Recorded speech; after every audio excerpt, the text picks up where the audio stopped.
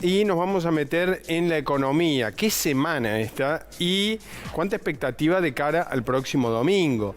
Los datos que se conocieron en las últimas horas es que subió el costo de la canasta alimentaria.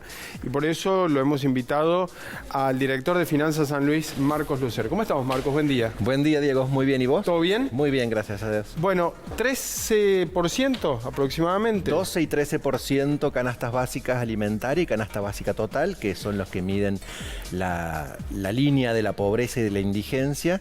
Y entonces esto significa que si no hay una recuperación del salario, más personas entrarían en esas situaciones, ¿no? En situación de pobreza y en situación de indigencia.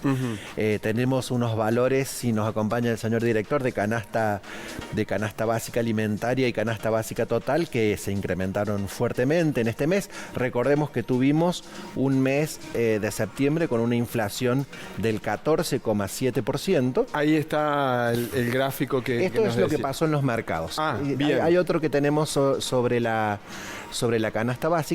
Bien. Entonces recordemos que la inflación subió, ahí está, subió el 14,7%, esto impactó en la canasta básica, una familia tipo, que es lo que está en el medio, de 4 personas, compuestas por un varón de 35 años, su señora de 31, un chico de 6 y una nena de 8, necesitaron 147.800 pesos solo para alimentación, para poder alimentar esa familia.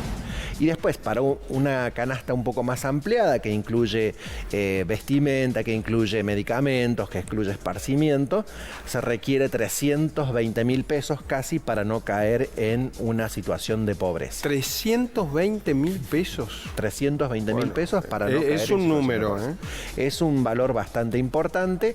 Si bien recordemos que esto se mide en la Ciudad Autónoma de Buenos Aires, sí, claro, sí, pero los valores no son muy diferentes en todo el país. Y nosotros vemos el índice de inflación, que fue del 14,7 para el mes de septiembre, 14,2 en el mes de agosto.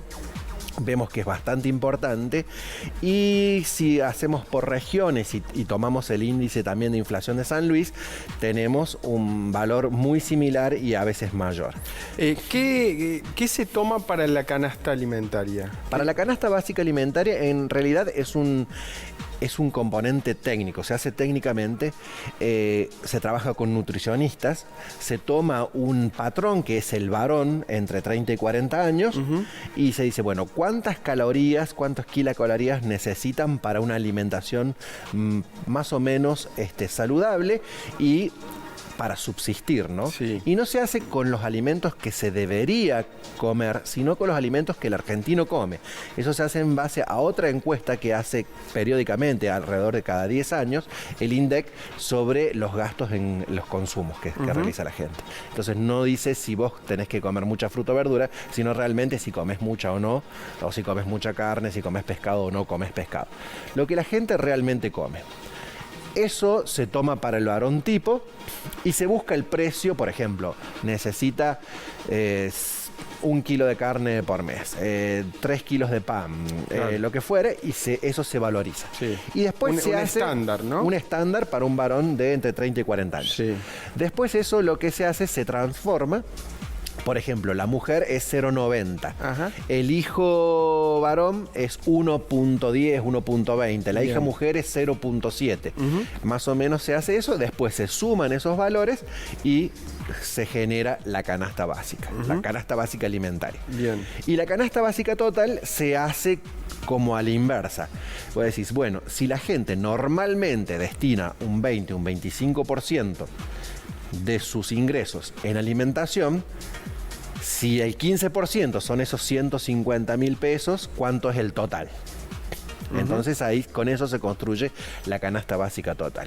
Y esto es lo que te comentaba, tuvimos una inflación del 12,7% a nivel nacional, con un incremento en alimentos y bebidas del 14,3%, sí, bastante alto. Eso te muestra por qué está subiendo ¿Por qué está subiendo la alimentación, los gastos en alimentación y los gastos en vivir en general? No todos los meses aumenta lo mismo, la misma cantidad, ¿no? Es como que va variando mes a mes. Hay también estacionalidad, ¿sí? Tenemos, por ejemplo, el tema de frutas, verduras, tenemos estacionalidad, la carne también. También tenemos el tema de los precios internacionales de los alimentos que influyen mucho. Esto es el índice de San Luis, 14,9, y alimentos y bebidas un poquito menos, 14,4. Bueno, indumentaria pegó un salto, ¿no? Sobre todo porque estamos en cambio de temporada, estamos saliendo de invierno, entrando a la primavera, y eso hace que suban los precios de la indumentaria. Es una cuestión netamente estacional. Lo que sí de los alimentos preocupa, 14,4, y algo que nosotros no tenemos muy en cuenta, es decimos, bueno, subió un poco la inflación respecto al mes pasado, ¿no?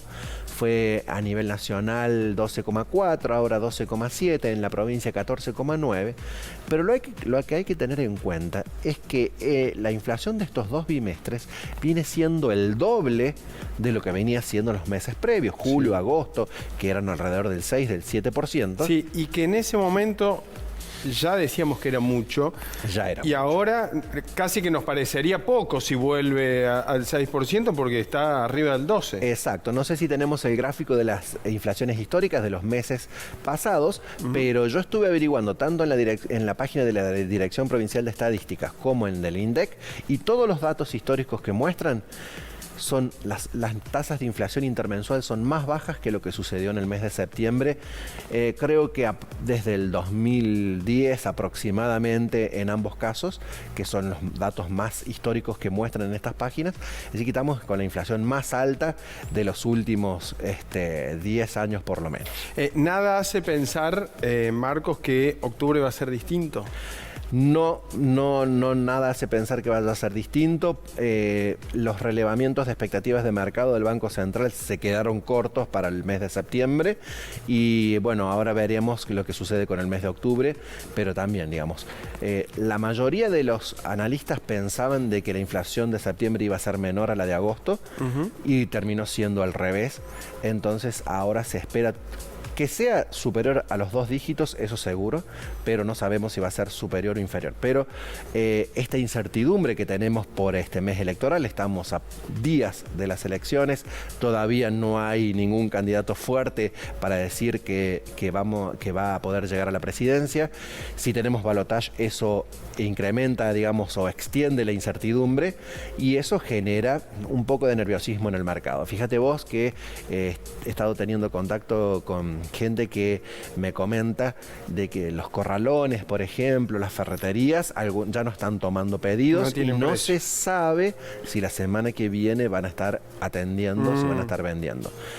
Porque no es porque sea una especulación local, sino porque los mismos proveedores no le están pasando listas de precios hasta que más o menos se aclare un poco el panorama y vemos cómo va a ser la situación en lo que queda de octubre hasta diciembre, y después de diciembre, del 10 de diciembre en adelante. Bueno, no sé si fue un discurso de campaña o es lo que va a pasar.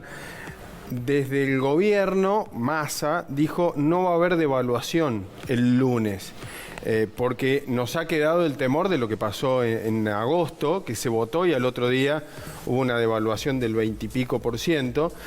Sin embargo, lo charlaba con un distribuidor de artículos de limpieza. Me decía, nos preparamos para el lunes porque puede haber un retoque del 20%. Es un escenario que se puede producir. Sin embargo, vos viste que el dólar blue llegó a los 1.100 pesos, y ahora bajó fuertemente. Está en 905, ahí lo tenemos en el gráfico de la derecha.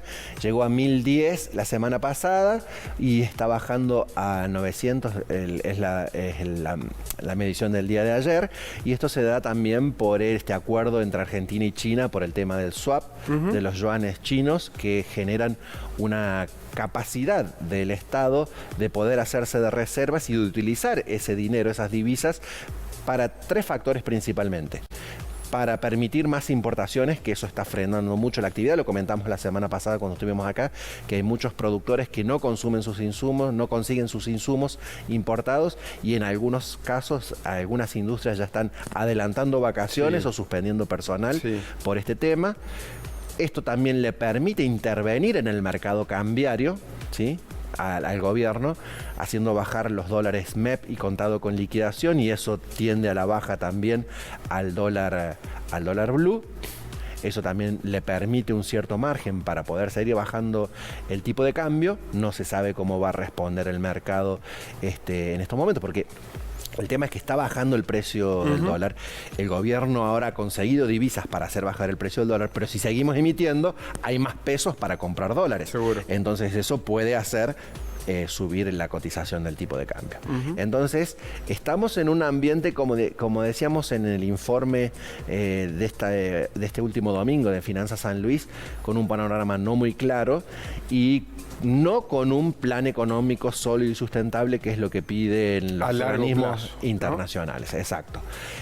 Si bien el crédito con la tasa de swap con China es mucho más baja que lo que pide el Fondo Monetario Internacional, y también obviamente estas dos son muchísimo más bajas de lo que se pide en el mercado. Si viene un prestamista, un fondo de inversión a comprar bonos argentinos, va a pedir una tasa de rentabilidad mucho más alta, es decir, estamos consiguiendo dinero más barato.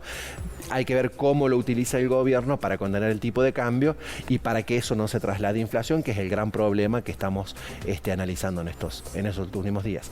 Con un agravante, que no se sabe lo que va a pasar en Estados Unidos, porque parece que en el día de hoy el presidente de la Reserva Federal va a anunciar una suba de tasas en principio, y si se produce esa suba de tasas, lo que sucede en el mercado internacional, que los capitales salen de los mercados emergentes y se van a los mercados más seguros, y sobre todo si ofrecen una tasa mayor.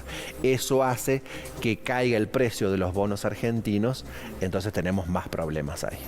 No te voy a preguntar qué puede pasar el domingo, porque hay varios escenarios posibles, por ende, con los mercados la semana que viene. Pero te invito la semana que viene a que analicemos el post-electoral y vemos qué quedó. Exacto, la propuesta de los candidatos que hayan quedado para balotaje, o si ya están listos para asumir. O si ya hay presidente.